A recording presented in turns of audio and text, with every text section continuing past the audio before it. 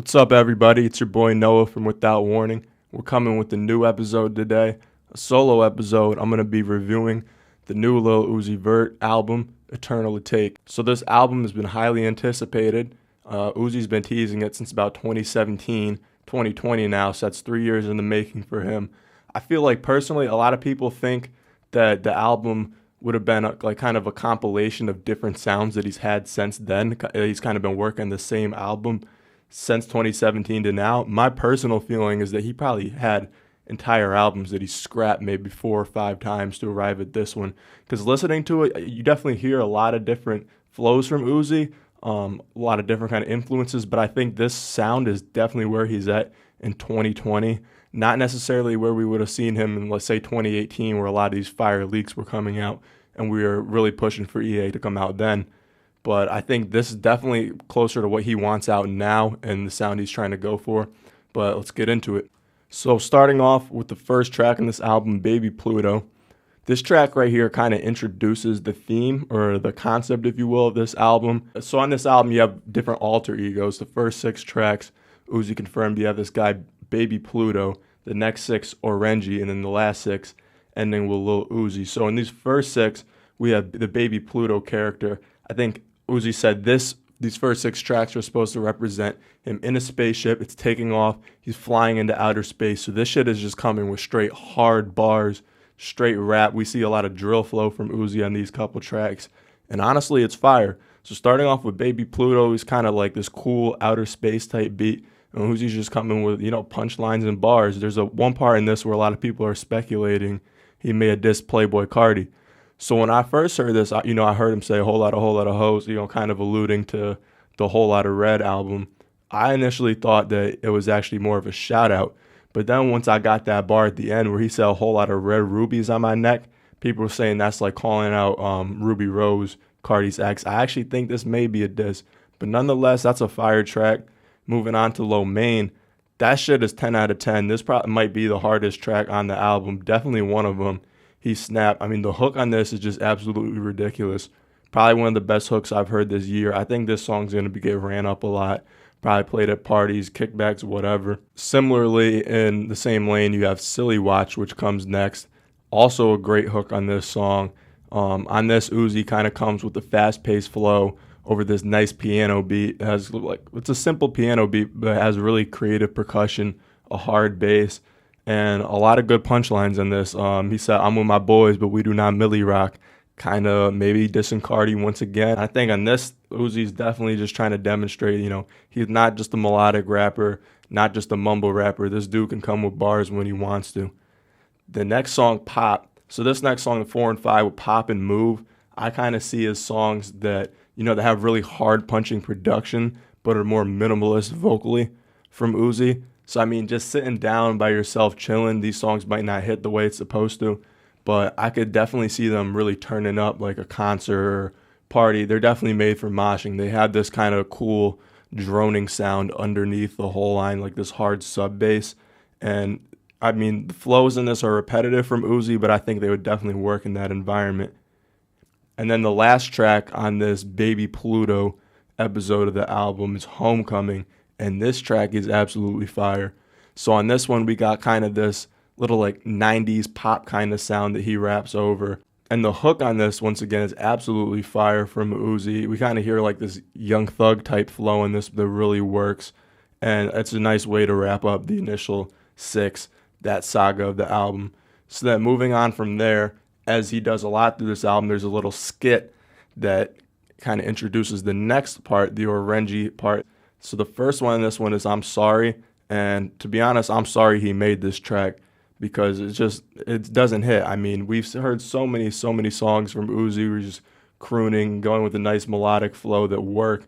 This one, it's just repetitive bars. I mean, he throws in like the stand on my money, I'm tall as Pippin, which I mean, like Uzi, I kind of like the stand on the money thing. It's funny, but I mean, here it just comes off as cliche. The hook on this is just boring, corny ass bars. So a lot of cliches in this. I wasn't really feeling that. Celebration Station, the next track, he kind of picks it up a lot. There's a nice beat in this, cool vocal sample and background vocals. On this, like these 6 songs, the middle six of the album, we hear a lot of those nice backing vocals, which works, and the bars in this are decent. Same thing with the next track, Bigger Than Life. I actually really like this one.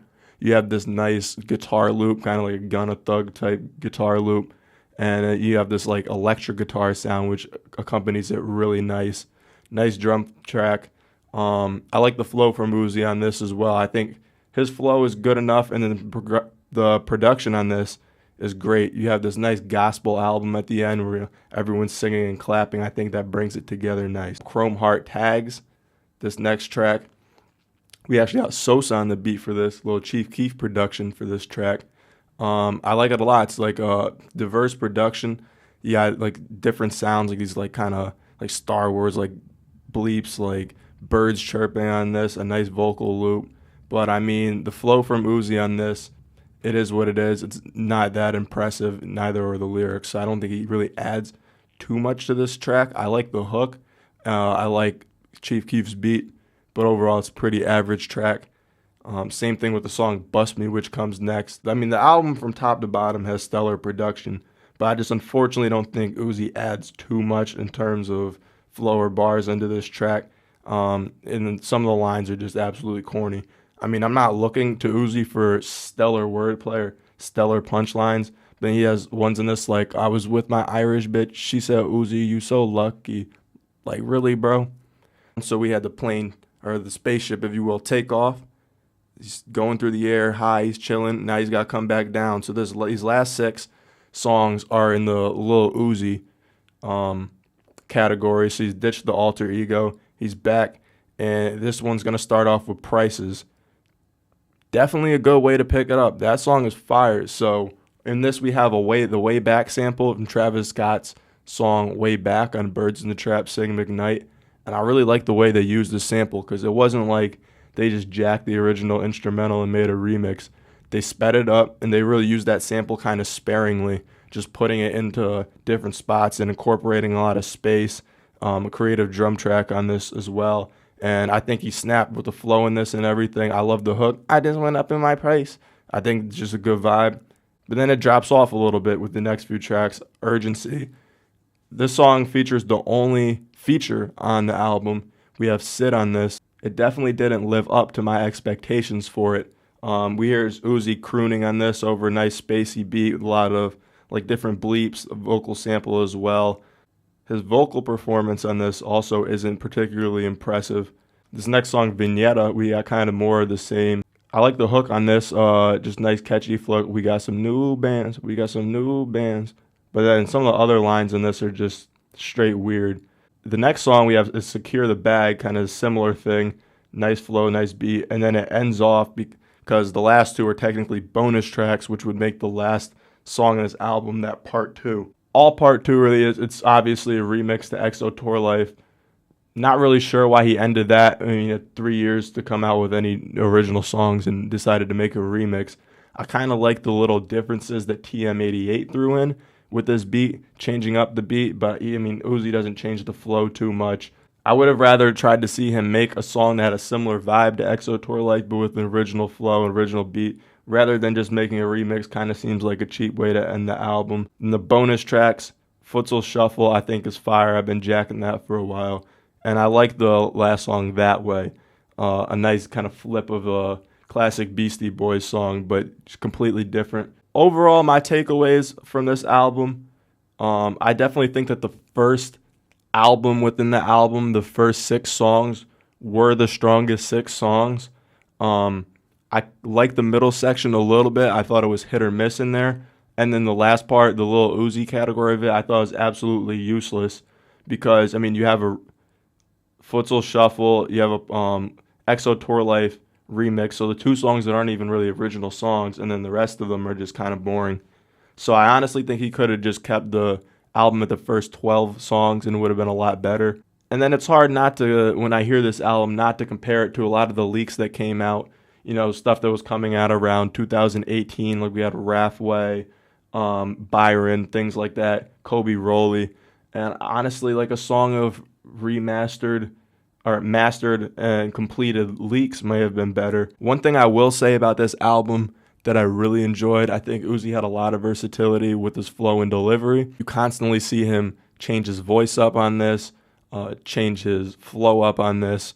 And the production on this album from top to bottom is pretty stellar. And then lastly, I will say, I think it would have been nice to see some features on this album because the beats are absolutely insane. And I think there's a lot of other artists who could have shined in these beats. I do appreciate Uzi's efforts, and I think his talent did shine through on a lot of the songs, particularly in the first 6 songs when he's really rapping, going with that drill flow, making music to turn up to. But I do think it kind of falls flat in the later end. Overall, so I'm going to rank my albums going forward from airy, mid to gas. This album is a mid, slightly gas in the beginning end. And that's that.